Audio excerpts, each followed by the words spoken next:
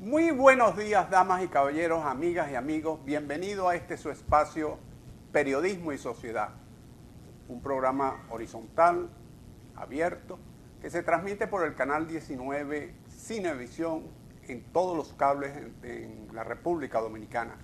Y allende de los mares, para la diáspora y las personas que quieren ver un buen programa, se transmite por streaming, Facebook, YouTube, todas esas plataformas digitales. Con nosotros, don Andrés Licho Mato. ¿Cómo está, buenos días, don Isidro, buenos días. ¿Cómo está, don Andrés? Bienvenidos a ustedes, nuestros amigos y fieles televidentes, que gracias a Dios nos ponen aquí de frente un día más para poder interactuar, para poder auspiciar el encuentro de energías que nos ayude a construir un país mejor, pero para todos. Siempre, siempre guiados por nuestro Señor Jesucristo. Hoy tenemos muchos temas de actualidad e interesantes que vamos a comentar. No sé, pequeños, si pudiéramos tener el teléfono, que alguna gente llamara para que nos hable de estas cosas que vamos a conversar en esa parte. Yo quiero, don Isidro, comenzar con esa presentación. Son dos presentaciones que ha tenido el presidente Luis Abinader.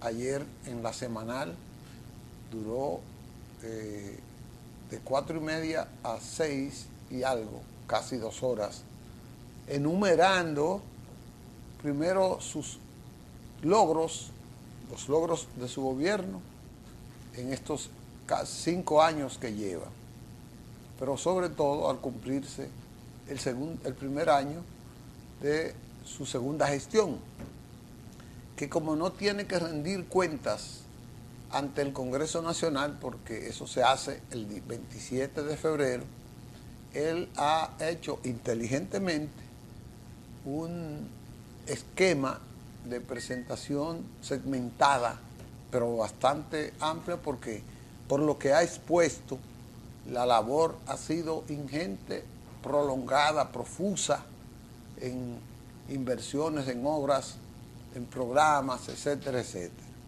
Ayer habló casi de todo en la semanal, en el Palacio Nacional, que esta semanal es el encuentro que hace todos los lunes con la prensa. Habló de salud, exhibió los logros en salud, logros en la seguridad, logros en la inversión, logros en el crecimiento.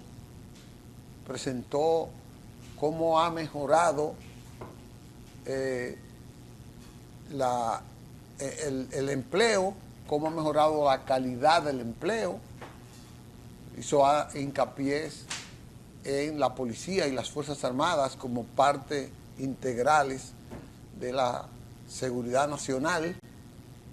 Habló de verdad de que, comparó con que en el 19 un policía y un guardia ganaban 10,000 pesos y ahora ganan 29,000, y le anexó a todo eso una serie de servicios que tienen, como seguro médico de buena calidad, como viviendas, becas de estudio para sus hijos, uniformes, que dice él que a veces cuando el presidente iba para un sitio tenía que cambiarse los uniformes, etcétera, etcétera. Realmente el presidente está rindiendo informes, rindiendo cuentas de los sectores que él entiende que tiene que rendirle cuentas. Dice que faltan 2 todavía. Ya hizo una en el Grupo Corripio y ayer una en la semanal, pero dice que le faltan 2. Va a dirigirse al país. 2, ¿no? 3. El próximo lunes dice que va a hacer una semanal para las obras nada más. Ahí va a esbozar todo lo que ha hecho él como obras. Y va a hacer un discurso al país el próximo 17, domingo 17. Pero antes va a ser una reunión, que bueno que ha tenido esto para informarle de la gestión a su partido, el Revolucionario Moderno. Pienso que esto ya es en circuito cerrado. Bueno, yo creo que eso es una respuesta que le está dando el presidente a la andanada de críticas que le han venido apareciendo, particularmente reavivando al Partido de la Liberación Dominicana y la Fuerza del Pueblo, que viene hace mucho tiempo haciendo una exposición crítica al gobierno, sobre todo relacionando la cantidad de dinero que ha manejado el presidente en estos 5 años, incluyendo la cantidad de préstamos, y que según la oposición no se ve una obra. La del próximo lunes va a ser muy interesante porque hace mucho énfasis y muchas veces los periodistas de oposición, los comentaristas, preguntan, dígame 3 obras o dígame 5 obras de este gobierno. Bueno, el lunes le van a dar la respuesta. Y adelantó algo. Dijo, después no digan que yo soy un abusador. Lo que sucede es que hay una pequeña diferencia, no es una pequeña, es una diferencia estructural entre los gobiernos del PLD y lo que puede ser los gobiernos, digamos, socialdemócratas, para incluir allí el gobierno del presidente Hipólito Mejía. Yo recuerdo que el presidente Hipólito Mejía desarrolló una gran obra en cada pueblo, hizo algo en cada pueblo, y creo que este gobierno va por la misma vía. En cada pueblo, en cada ciudad, en cada aldea hay una obra del gobierno y quizás no hace énfasis en las grandes obras, pero es que esas pequeñas obras, que no son pequeñas, no, realmente, porque cuando usted le hace un ciclo o una unidad universitaria a una ciudad como Baní, eso no es una obra pequeña, pero eso impacta mucho a esa población y a su entorno. Es más local. Es más local. Cuando usted le hace un camino vecinal para que puedan sacar la producción agrícola, un conjunto de parceleros en una zona alejada, eso impacta a 100, a 200, a 300 familias. E indirectamente o directamente, esa producción agrícola está llegando a las ciudades. Quizás la persona que está comprando unos guineos, lo está comprando 1 o 2 pesos o 3 pesos más económicos porque el transporte es posible. Si el transporte es muy difícil, se encarece el transporte y se encarece el producto final. Entonces, todas estas cosas que no se ven, pero se sienten realmente. Esos temas, y el gobierno no lo publicita de paso. El gobierno no es muy ducho en la difusión de sus logros, en la difusión de sus planes, en la difusión de sus ejecutorias. Entonces, pero realmente es algo que está allí y que realmente se siente. Pero hay que decirlo. Bueno, ayer él, sin querer queriendo, como dice el Chavo, le respondió a preguntas de los periodistas, le respondió a los dos. A Leonel Fernández, los periodistas le dijeron que Leonel había calificado su gobierno como algo fracasado, que no tenía que exhibir. Él exhibió todas esas cifras entonces, todas esas mejorías, y las fundamentó en informes de los organismos internacionales. Entonces le contestó a la periodista, bueno, Leonel Fernández va a tener una lucha difícil, pero yo recomiendo que la eche para que se convenza con los organismos internacionales, que vaya a la FAO, que vaya a Moody, que vaya al Banco Mundial, que vaya al Fondo Monetario Internacional. Y ahí él entonces discute con esa gente, porque ellos son los que han rendido el informe. O sea, le corrió. No, se le fue allá y le dijo, bueno, ¿tú no crees lo que yo estoy diciendo? Porque le dijo que dejara de ser fantasioso, como así más o menos.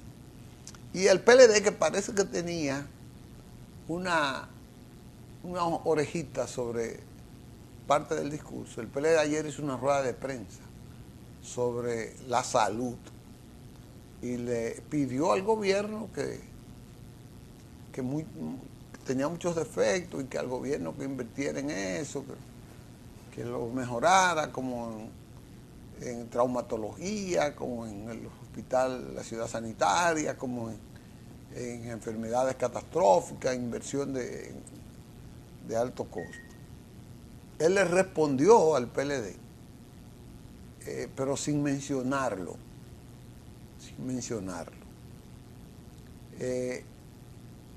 Humberto tiene un cortecito ahí de lo que fue como parte. Humberto, vamos a colocar ese partecito porque fue para mí muy sintomático como respuesta a lo que el PLD estaba sugiriendo. Estoy buscando a Mario. Está aquí. Hoy estamos ofreciendo en promedio un 21.6% más de servicios de salud en relación con el 2019. 90 hospitales, oigan bien, 90 hospitales construidos, remozados o equipados. 625 establecimientos de primer nivel de atención y 272 centros de salud dotados de médicos avanzados, solamente en equipamiento, 3.289 millones invertidos en equipamiento. Ustedes saben también que la mayor razón de accidentes y desgraciadamente de fallecimientos es por accidentes de tránsito. Por eso nos hemos ocupado de ir construyendo una red de trauma. Básicamente, al llegar al gobierno, habían 3 hospitales de traumas en el país. El Darío Contreras, que ustedes saben, ha sido históricamente se ha acudido.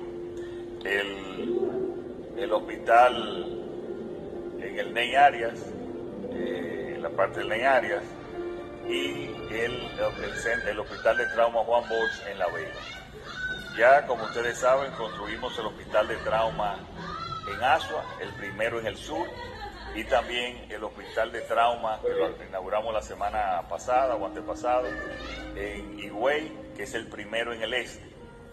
Está también en construcción el de Sosúa para atender el norte, el de Valverde Mao, también hospital de trauma para la línea noroeste, y otro que está construyendo también en San Cristóbal, específicamente ahí en la carretera, en la comunidad de Yaguato.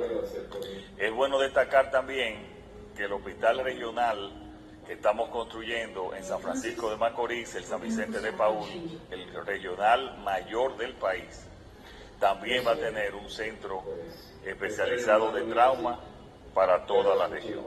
Por lo tanto, con esta red de trauma, aún cuando tenemos que hacer campaña y estamos haciendo para disminuir los accidentes, pues se pondrá a través de una app, yo espero cuando estén listos, que si Dios, esperamos que sean pocos, pero los que tengan accidentes, pues puedan ir directamente y saber a qué hospital ir a nivel regional, tener esos hospitales regionales. Eso puede, como ustedes saben, en los primeros 45 minutos, una hora de atenderlo, puede significar una vida. Y por eso nos estamos preocupando por esta red de trauma. El próximo sábado se cumplen 162 aniversarios del inicio de la Guerra de la Restauración, con el grito de Capotillo. Es un hecho histórico que pone sobre relieve, que coloca sobre relieve el espíritu de rebeldía nacionalista del pueblo dominicano, que lo ha manifestado en muchos momentos estelares de la historia. Vamos a ver este video, estas pinceladas educativas dedicadas a la restauración de la República, de la guerra de la restauración de la República Dominicana. Veamos.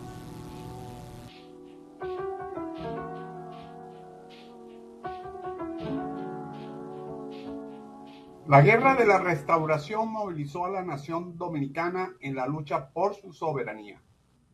Saludos. La Guerra de Restauración entre 1863 y 1865, también conocida en España como Guerra de Santo Domingo, fue una conflagración llevada a cabo entre rebeldes dominicanos separatistas y las autoridades españolas de Santo Domingo. En dicha gesta patriótica, el pueblo dominicano luchó para recuperar su independencia del Reino de España, luego de que el país fuera anexado a esta en 1861. Esta guerra, también conocida como la Segunda Independencia, fue un movimiento nacionalista que culminó con la victoria dominicana y la retirada de las tropas realistas españolas. Antecedentes. En 1861, el general Pedro Santana había arrebatado la presidencia de la República a Buenaventura Báez, quien había quebrado la tesorería de la nación con una administración cuestionable. Frente a una crisis económica, además argumentando la posibilidad de un nuevo ataque de Haití, Pedro Santana pidió a España que retomara el control de su antigua posesión bajo la categoría de provincia, con tan solo 17 años de independencia respecto del vecino haitiano.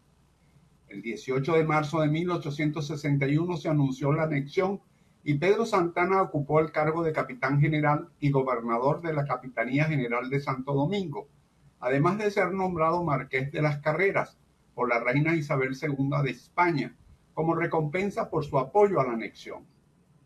Esta anexión no fue bien recibida por muchos dominicanos, quienes veían la pérdida de su soberanía. La idea de regresar a la dominación española generó un fuerte descontento popular y el deseo de recuperar la independencia. Inmediatamente se dio a conocer la inconsulta anexión en la plaza pública del hoy Parque Colón. Las manifestaciones cívicas y las acciones armadas del pueblo dominicano no se hicieron esperar en diferentes puntos del país. Esa fue la respuesta a la actitud entreguista de los sectores dominantes criollos y a la arrogante y prepotente y discriminatoria de los sectores gubernamentales del Reino de España. A partir de la anexión se escenificaron levantamientos en diferentes puntos del país que fueron ahogados en sangre, como el de Moca, que encabezó el coronel José Contreras el 2 de mayo de 1861, el de San Juan de la Maguana, que lideró Francisco del Rosario Sánchez entre los meses de mayo y julio de 1861, el de Neiva, que encabezó Cayetano Velázquez el día 9 de febrero de 1863, los de Sabaneta, Guayabín y Montecristi, que encabezó Santiago Rodríguez el día 21 de febrero de 1863, y el de Santiago de los Caballeros el 24 de febrero de 1863. El grito de Capotillo. El 16 de agosto de 1863, en La Visité, cerca de Juana Méndez, en Haití, se reunieron los revolucionarios Santiago Rodríguez, Benito Monción, Juan de la Mata Ponción, Eugenio Beliar, Segundo Rivas, Juan de la Cruz Álvarez, Alejandro Bueno, Pablo Reyes, Sam Mezquita, Tomás de Aquino Rodríguez, General José Cabrera, Sotero Blanc, el español José Angulo y una persona desconocida. Mientras del otro lado de la frontera esperaban otro grupo de revolucionarios, entre los que se encontraban Juan Antonio Polanco y Pedro Antonio Pimentel. El 16 de agosto de 1863, los revolucionarios armados de machetes y pocos fusiles se trasladaron al Cerro de Capotillo, en el lado dominicano, y allí fue izada por Santiago Rodríguez y otros patriotas la bandera nacional al son de una diana junto con redobles de tambores como símbolo de la lucha por la restauración de la República Dominicana. Inicio de la Guerra Restauradora. Allí se inició la Guerra por la Restauración. Uno tras otro se fueron levantando diferentes pueblos siguiendo el ejemplo del grito de Capotillo. La ciudad de Santiago la sitiaron miles de hombres.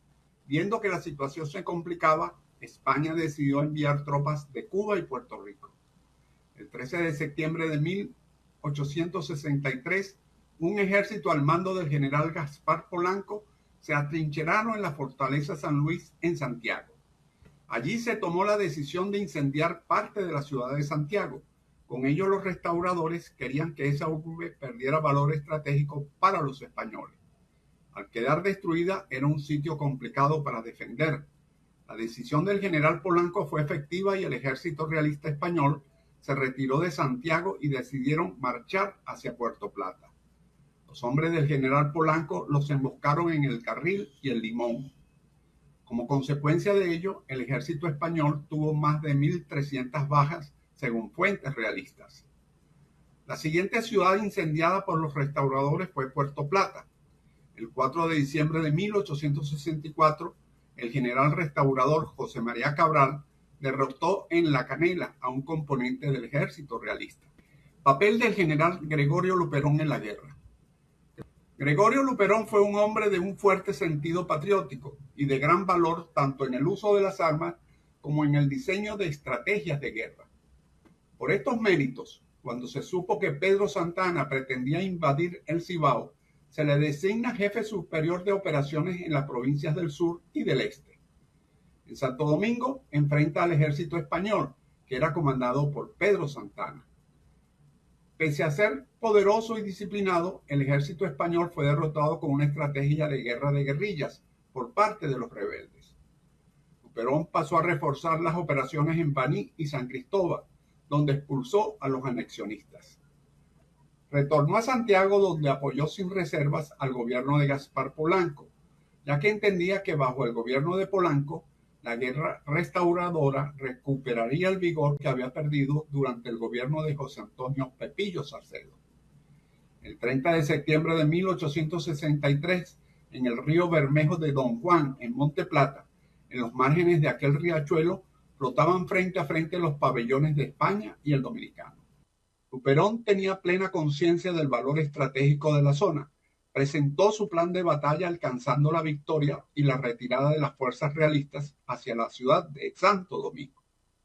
Final de la guerra.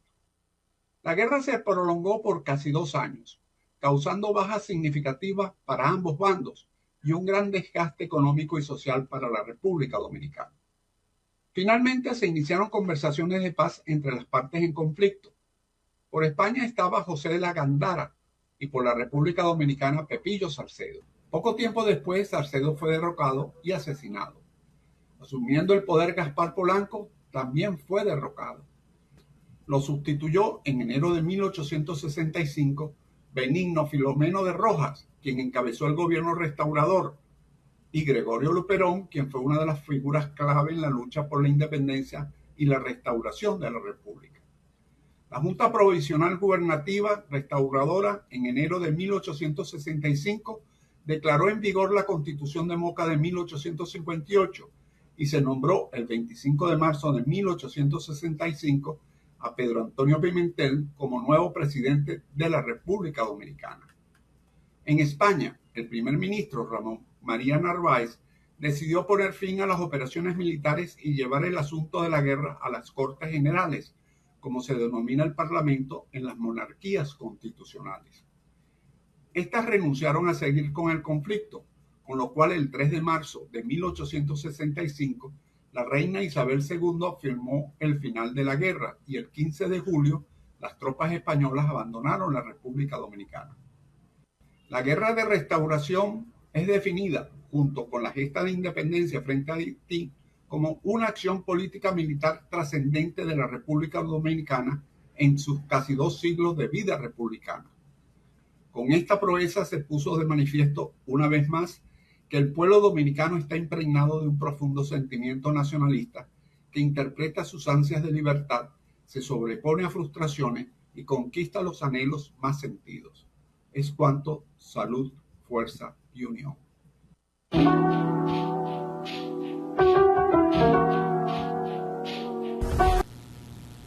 Bueno, volvemos a nuestro espacio Periodismo y Sociedad. Hoy tenemos un tema que es cómo ha venido evolucionando en los últimos años la relación del sector formal con el sector informal y la ocupación informal con la ocupación formal.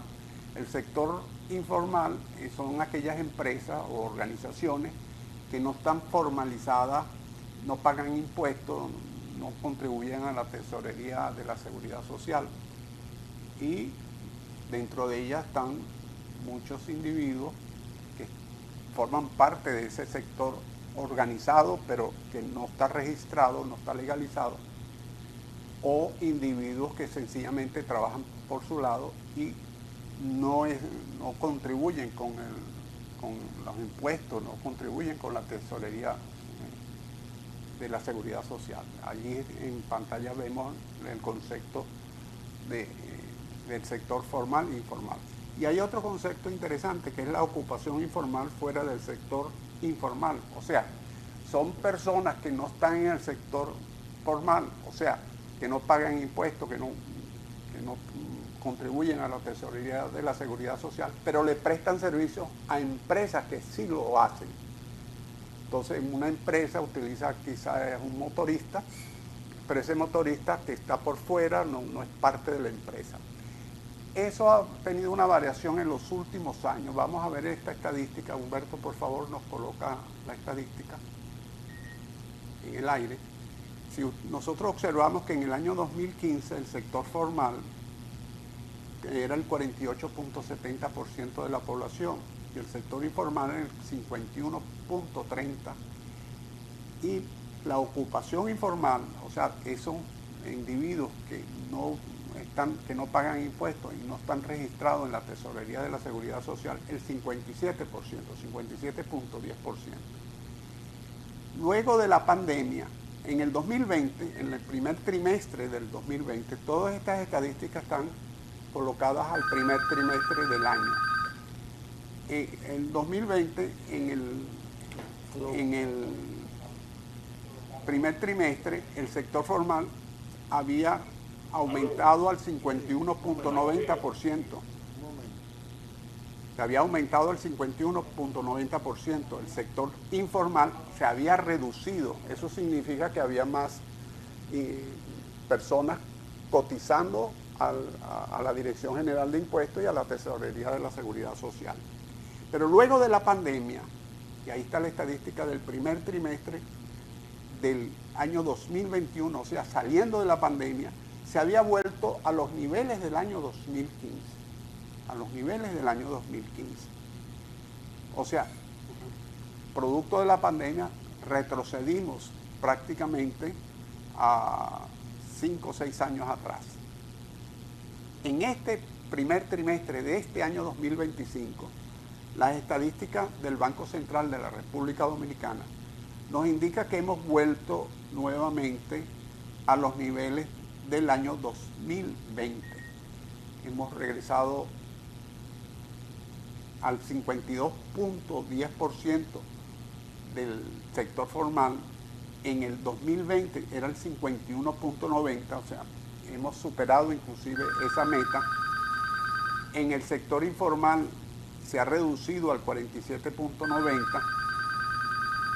Y los ocupados informales que le dan atención al sector formal. Un momentito. El sector formal ha pasado de 9.90 que estaba en el 2015 al 9.80 que está en el año 2020, se ha reducido al 8.30%. Todo esto tiene unas consecuencias. Vamos a oír esta llamada antes de las consecuencias. Okay. Buenos días. ¿Aló? Sí. Hermano mío. Dígame. ¿Ya puedo hablarle? Sí. Si yo lo que quiero expresarle que aquí estamos deliberando. Estados Unidos es un país multimillonario ante nosotros. Multimillonario. Estados Unidos debe millones y billones de dólares.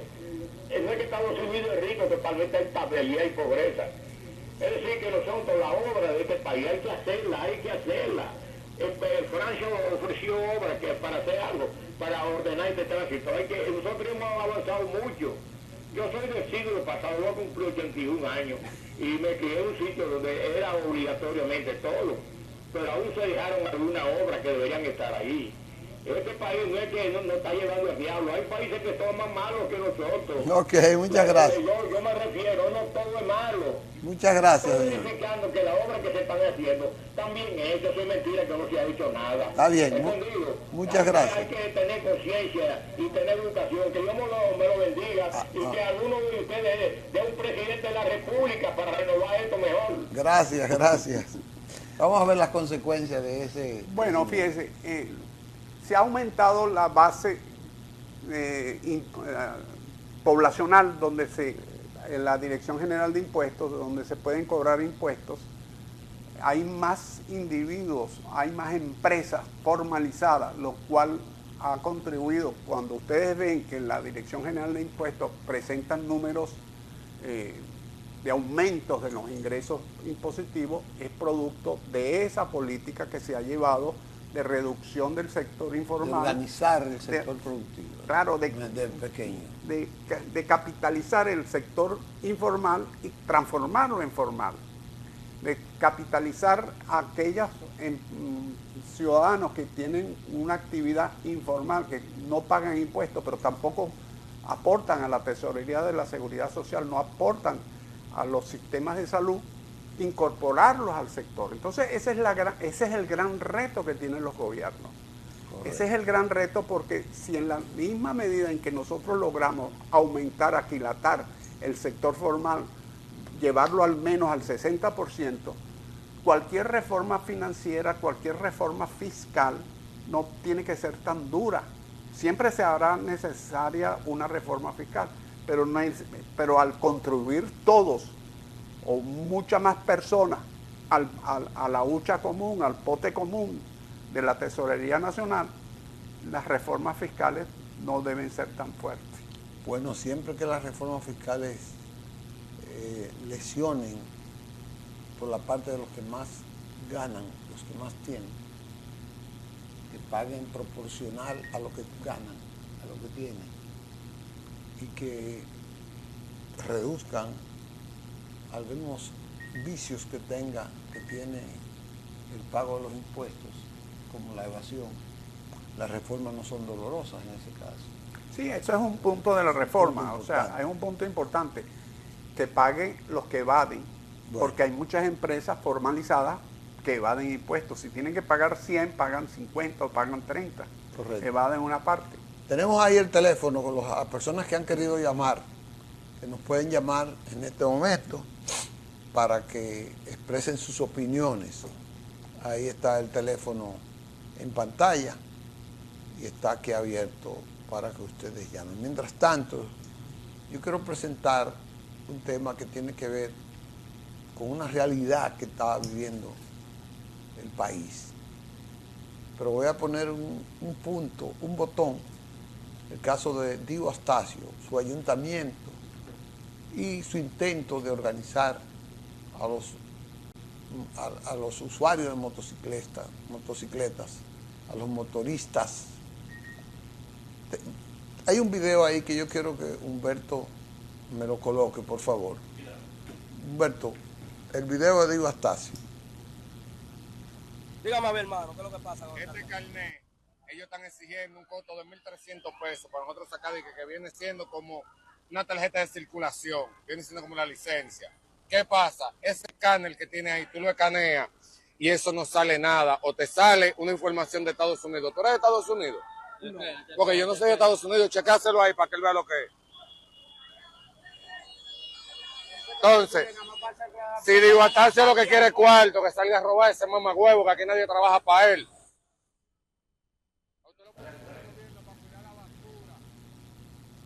Bueno, es un enfrentamiento, es más dramático. El señor está hablando ruso. Sí, más dramático lo que se ve ahí.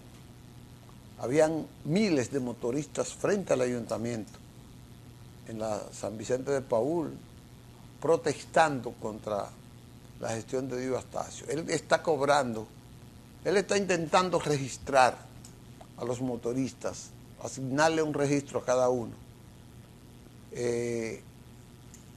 cobrándole 300 pesos. Y a los que quieren le anexan 1.000 pesos para beneficiarlo con seguro médico, con una serie de beneficios que tiene, que no sé si eso le corresponderá al ayuntamiento, pero el ayuntamiento es el gobierno de la ciudad y le corresponde organizar todo, incluyendo el tránsito en la ciudad. Yo no sé qué es lo que ha pasado, si es que ha habido falta de comunicación, sí que ha habido una falta de planificación. El PLD ayer hizo una rueda de prensa condenando este intento de Guido Astacio de organizar a los motoristas en Santo Domingo Este. Él le quiere poner una placa, le quiere poner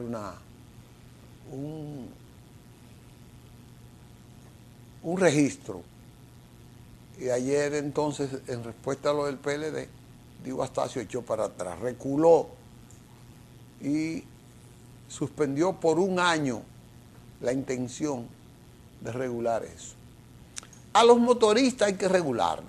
Yo no sé quién se pondrá los pantalones, porque no es que los eliminen, es que los regulen.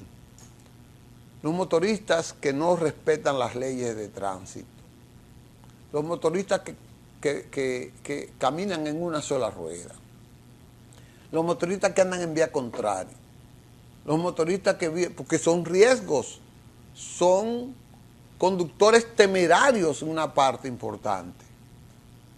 Entonces alguien tiene que resolver ese problema, porque es un riesgo para el motorista que conduce la motocicleta, un riesgo para los demás conductores de las avenidas y calles, un riesgo para las personas. Yo fui a un lugar que me escribieron 5 personas que en menos de una manzana han fallecido porque los motoristas calibrando han matado, incluyendo una señora de 82 años. Entonces eso no lo condena a nadie, está en la ley, pero nadie la aplica. Nadie quiere montarle el cascabel al gato con respecto a los motoristas. Y a mí me luce que a Guido Astacio le van, como ha pasado con muchas cosas.